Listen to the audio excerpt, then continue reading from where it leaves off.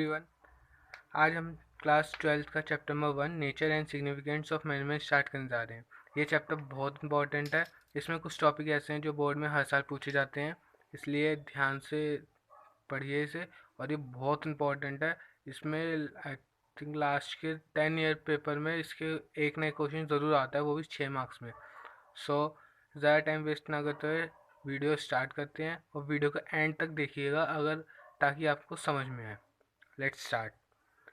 Chapter first नाम है nature and significance of management. देखिए, चैप्टर के नाम में मैनेजमेंट है, तो हम समझते हैं मैनेजमेंट होता क्या है। सबसे पहले मैनेजमेंट की define: getting thing done through other with the aim of achieving goals effectively and efficiently. मतलब दूसरे से काम निकलवाना ताकि हम अपना गोल अचीव कर सकें इफेक्टिवली एंड एफिशिएंटली। अब इफेक्टिवली एंड एफिशिएंटली का मतलब समझते हैं। इफेक्टिवली का मतलब होता है completing task with in given period. मतलब जो आपको काम मिला है उसे कंप्लीट करना है, जो आपको टाइम दिया गया है उसके अंदर अंदर। एंड इफेक्टिवली का मतलब होता है completing task with minimum cost. इसका मतलब काम तो पूरा करना ही है और साथ ही साथ मिनिमम कॉस्ट में पूरा करना है। Okay. And next is features of management. अब ये भी बहुत इंपॉर्टेंट है, इस ये केस स्टडी में बहुत तंग करता है, इसलिए ध्यान दीजिए। सबसे पहला है डायनेमिक फंक्शन। डायनेमिक का मतलब होता है कीप ऑन चेंजिंग। मतलब इन बिजनेस इन्वायरमेंट ऐसा होता है जो हमेशा चेंज होता रहता है, इसलिए मैनेजमेंट को भी उस बिजनेस के इन्वायरमेंट के हिसाब से अपने आप को चेंज करना चाहिए।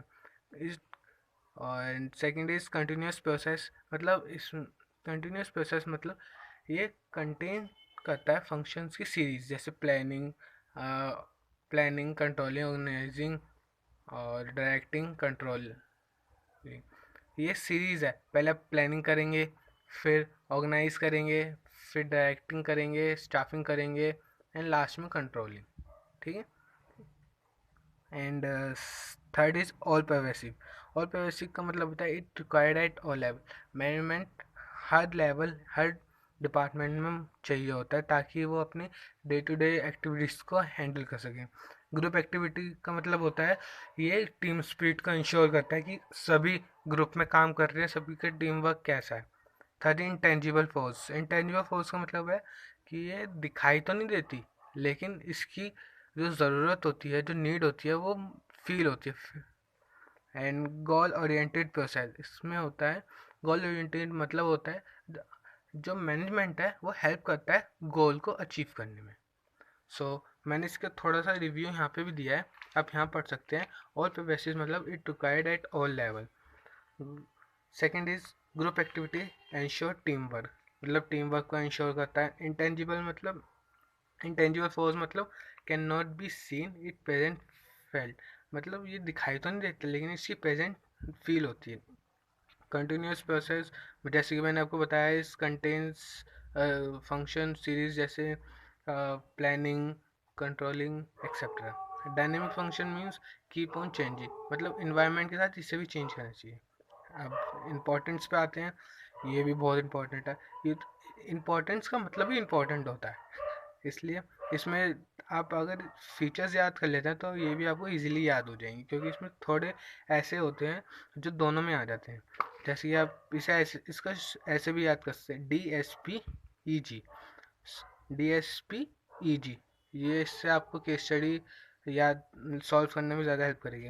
डी का मतलब होता है डायनेमिक नेचर। जैसे कि मैंने आपको ऊपर बताया कीप ऑन चेंजिंग, ये एनवायरनमेंट के साथ चेंज होते थे। एस मतलब डेवलपमेंट ऑफ सोसाइटी। मैनेजमेंट का एक और एम ये भी होता है कि वो सोसाइटी को भी डेवलप करते हैं, जैसे कि गुड क्वालिटी ऑफ प्रोडक्ट देते हैं और आफ्टर सेल सर्विस भी देते हैं। इससे जो कस्टमर होता है वो सेटिस्फाई होता है, जिससे मैं जो ऑर्गेनाइजेशन होती है वो अचीव होती है, सर्वाइव करती है, इसलिए।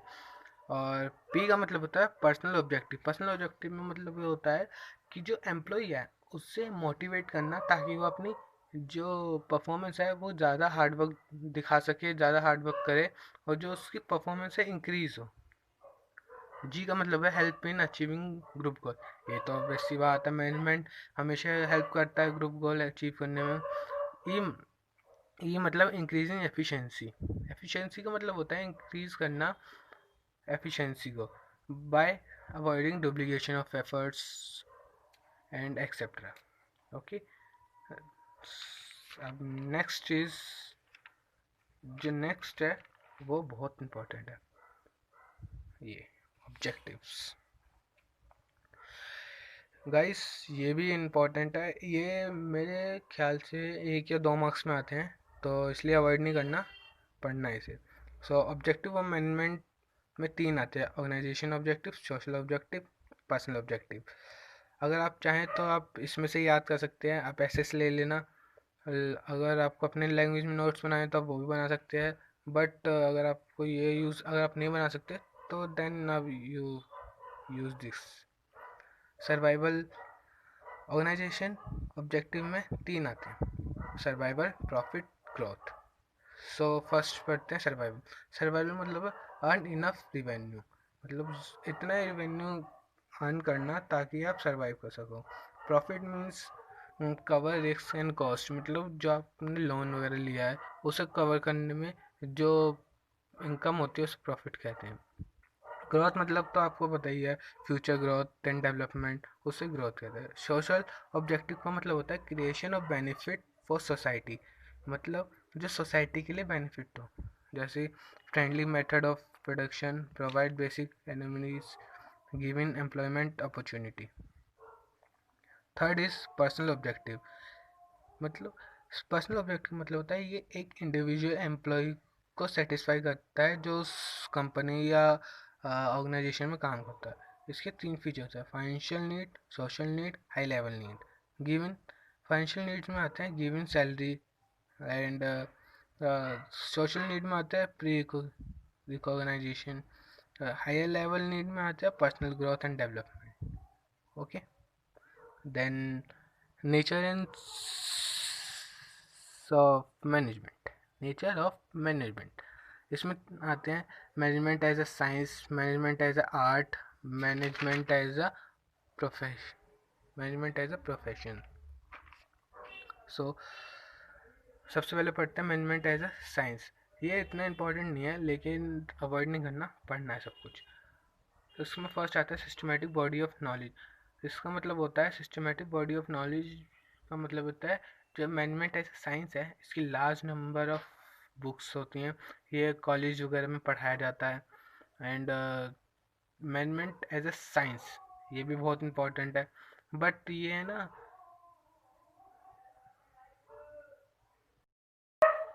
नेचर ऑफ मैनेजमेंट, इसमें 3 आते हैं, management as a science, management as a art and management as a profession.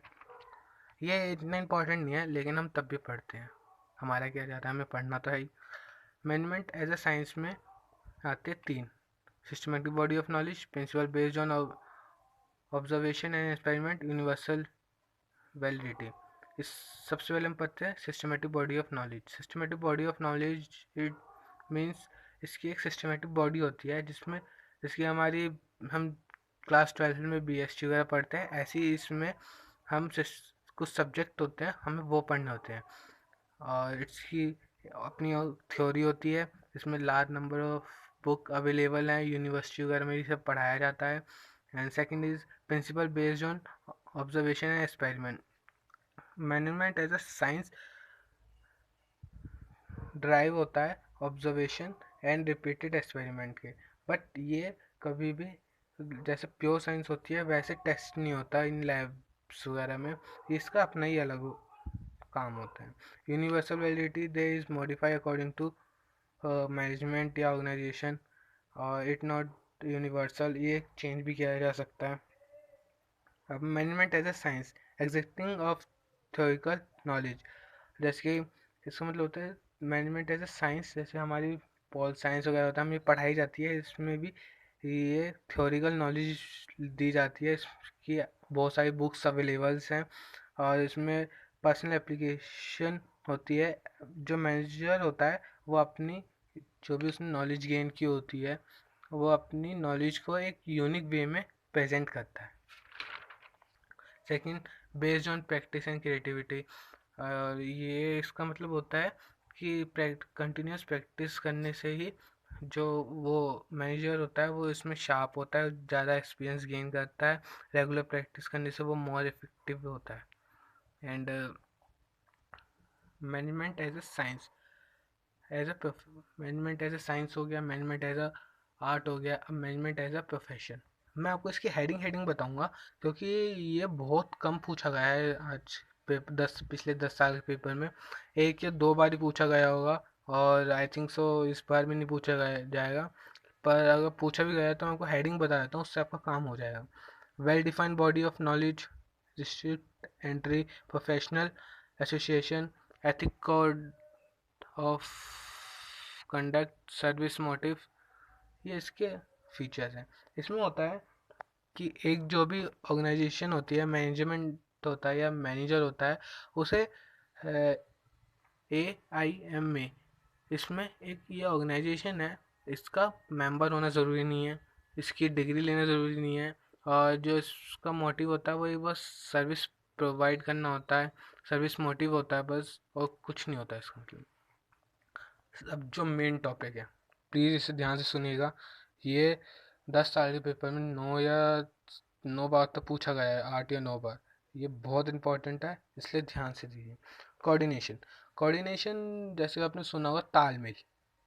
जब भी हम डांस करते हैं या गाना गाते हैं, जो भी म्यूजिशियंस वगैरह होते हैं, वो अपने तालमेल बढ़ा के बनाए रखते हैं। जैसे फॉर एग्जांपल, आप किसी लाइव शो में गए, सिंगिंग शो शो में, या आप फॉर एग्जांपल आप जस्सी गिल के फ़ैन हैं, जस्सी गिल, जस मनक, आजकल तो सभी होते हैं। वो जब भी गाना गाते हैं, तो जो उनके म्यूजिशियंस होते हैं, जो पीछे ढोल वगैरह होता है, उनका तालमेल जो होता है, जो भी उनका तालमेल होता है, मतलब कोऑर्डिनेशन होता है, वो एकदम परफेक्ट होगा, तभी जस्सी गिल या जस मनक की आवाज़ अच्छे से आएगी। वरना कोई भी अगर तालमेल नहीं होगा, तो कोई भी आर्टिस्ट हो, कोई भी हो, वो हमेशा नीचे ही रहेगा, उसके बाद वो फेमस नहीं हो पाएगा। इसलिए coordination is most important in every place, मतलब हर जगह इम्पॉर्टेंट है। चाहे वो सिंगिंग हो, चाहे मैनेजमेंट हो, चाहे ऑर्गेनाइजेशन हो, या फिर कि आपके घर में भी कोऑर्डिनेशन का बहुत बड़ा रोल होता है। आप कभी अपनी डे टू डे लाइफ में देखिएगा, आपके घर पे भी कोऑर्डिनेशन होता है।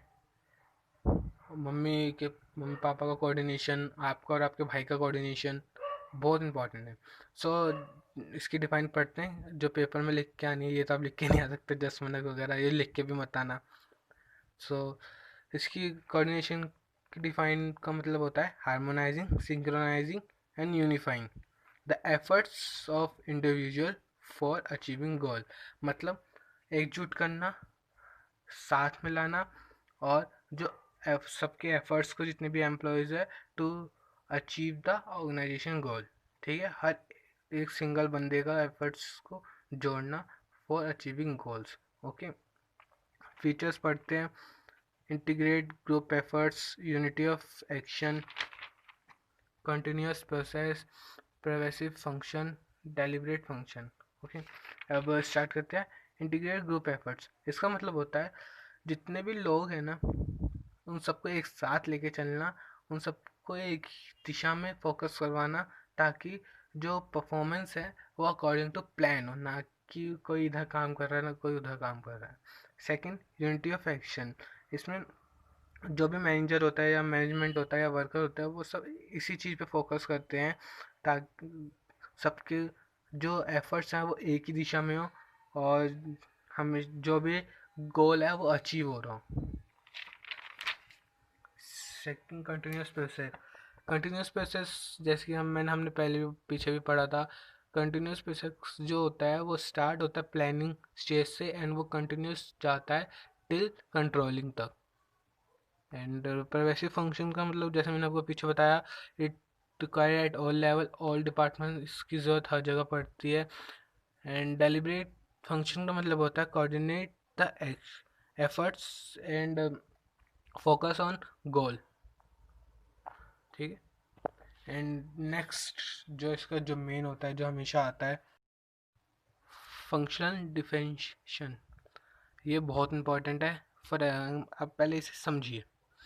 फॉर एग्जांपल, आप एक शादी में गए, आपके घर में शादी है, आपके पेरेंट्स ने आपको एक काम दिया, आपके थोड़े भाई बहन हैं, शादी का खाने का जो इंतज़ाम होगा वो आप करेंगे।